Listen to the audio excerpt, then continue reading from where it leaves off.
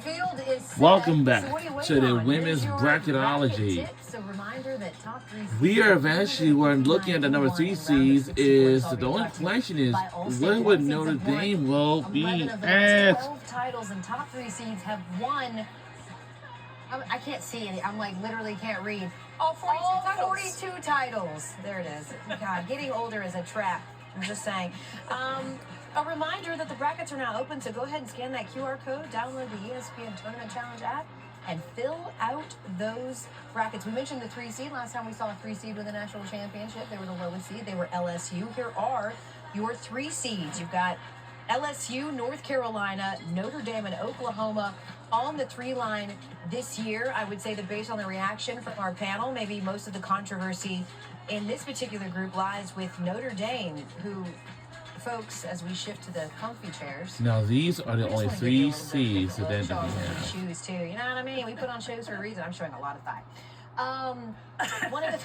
One of the things that I think was surprising was, despite knowing how they ended the season losing 3 of 5, Notre Dame falling to the 3 line 21 days ago, guys. They were the number 1 team in the country.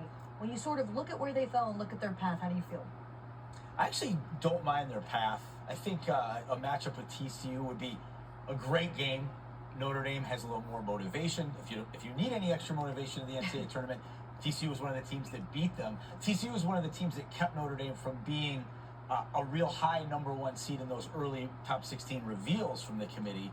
But Notre Dame went to the Cayman Islands and lost a couple of games, and then turned around and beat Texas and beat UConn. So you're thinking that this Notre Dame team is one of the best teams in the country. But that was a loss that held them back earlier, and now they have a chance potentially to avenge it. Can we still say that? Can we still say, based on what we've seen towards the end of the year, that Notre Dame is one of the best teams in the country? You still feel confident in that? I think the difference between Notre Dame and the other 3 teams that we saw as 3 seeds is that at one point this season, in a long stretch of about 6 weeks, Notre Dame did look like the best team in the country. And Hannah Hidalgo looked like the best player in the country. And Drea, you talked about it.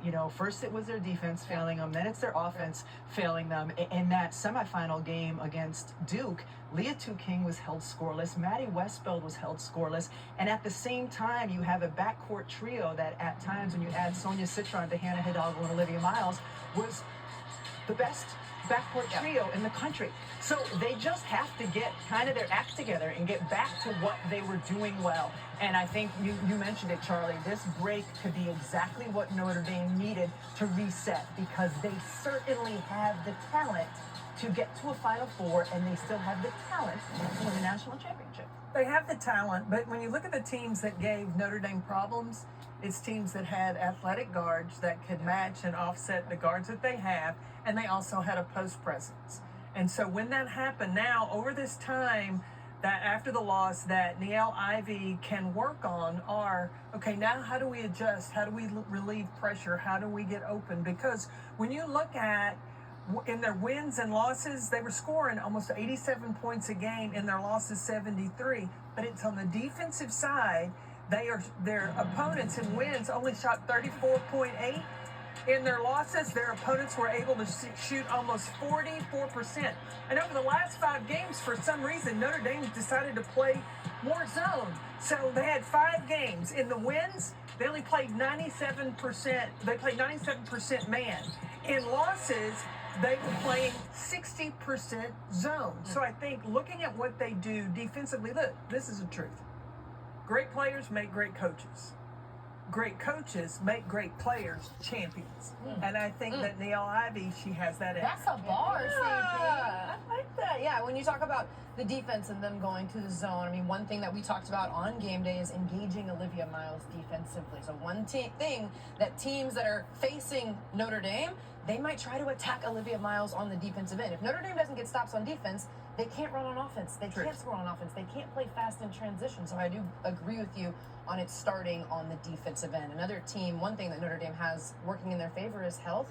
When we talk about this LSU team, everybody saw it. We didn't really call attention to it. Rebecca Lowe, you said something about it, but Aneesa Morrow and Flau'jae Johnson were in boots when we were doing the reveal. So the health of Aneesa Morrow and Flau'jae Johnson, that is what my eye is on when it comes to this LSU team. Don't let the boots fool you, though. Because, Kim Mulkey is going to be able to You saying she's hustling people? She gonna get them to play. They gonna, well, I'm not saying hustle, but for protection between now and that first game, why not protect it so that your players are 100%? Yeah, it feels like RL typically we sort of, and you know, Kim has talked about this before. She doesn't schedule her team super tough early on because she wants to sort of see who they are before she starts doing that. And now obviously they have a tough slate in conference. But it feels like this LSU team, unlike the one that won the national championship as a 3 seed a couple of years ago, don't have that signature win, something that tells you that they are a Final Four team. What they have when they're healthy is a big three, though. They've got Anissa Moore, they have Flau'jae Johnson, and they have Mikal Williams. And those are all three players who can go get buckets. The biggest question for me with LSU this year is their point guard production. They kind of do point guard by committee, and when they've been really successful in one games, they've had a point guard who can go get her own bucket, and that's been a question at times for LSU this season. The one biggest win that LSU had in the non-conference season, though, was over NC State. They might have to beat NC State in order to get to a regional final. Just another rematch. Dre was talking rematches earlier. It's another one we could have, and that was a fantastic game. That's my favorite about you, Charlie, that you Doctor Strange the bracket. You're like, what we could go to is I look at the possible scenarios. It's the Matrix moves. Yeah, exactly. We talked about players who we think can lead their teams to a potential Final Four appearance, and we just mentioned Notre Dame. Hannah Hidalgo, one of the top scoring players in this year's NCAA tournament field. She only trails Florida State's Tanaya Latson and USC's Juju Watkins.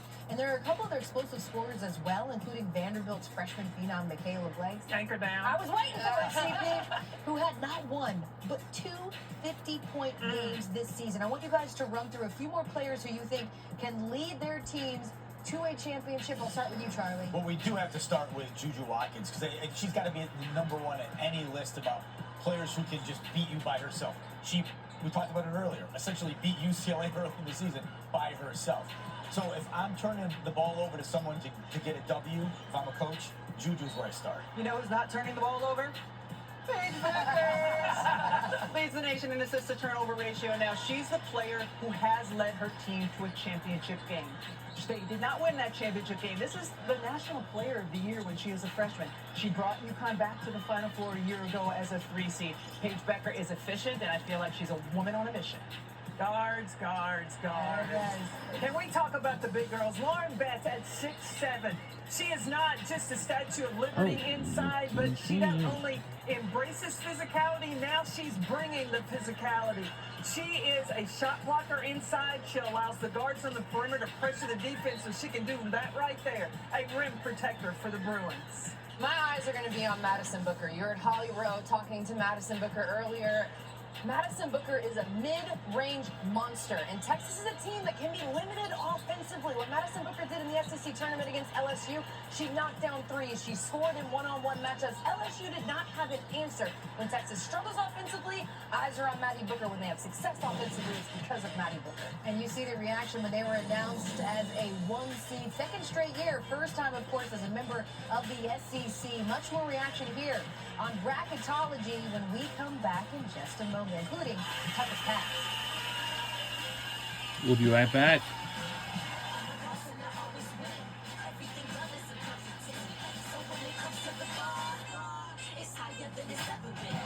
That's all Kyle right there. Booker taking over.